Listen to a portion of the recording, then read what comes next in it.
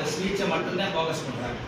அது எதனால வருது, அது என்ன காரணம், அதுக்கான ரீசன் என்ன அப்படிங்கிறத பற்றி சும்மா ஒரு அனாட்டாமி ஆஃப் த இயர் போகணுமா, லைட்டாக போட்டு பார்ப்போமா, என்ன ரீசன் வருது அவங்களுக்கு காது கேட்கல, எதுக்காக நம்ம ஸ்பீச் தந்து கொடுக்குறோம் அப்படிங்கிறத தெரிஞ்சுக்கலாமா. லைட்டாக ஒரு சின்னமாக what is the need for speech therapy is going to tell the fundamental why we have to give speech therapy.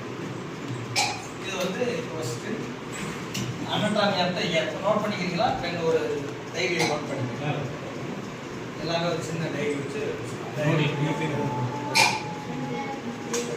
Video எடுக்கிறீங்களா, வீடியோ அந்த டெக்னாலஜி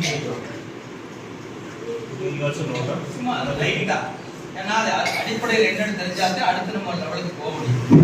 ஸ்பீச் அப்படின்னா என்ன, யாருக்கு பேச்சு ஸ்பீச் கொடுக்குறது, யாருக்கு என்ன பண்ணுறது, நம்ம கன்ஃபியூஷன் ஆகும். மெயின் ஃபோக்கஸ் வந்து நம்ம யாருக்கு கொடுக்குறது பற்றி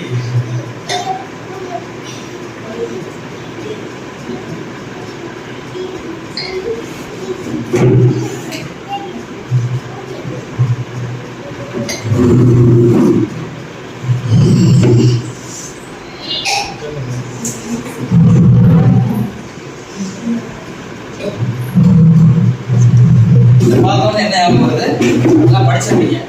இது வந்து அனாட்டாமி ஆஃப் த இயர், நம்மளுடைய இயர் இருக்குல்ல, இதுதான் அதனுடைய இது வந்து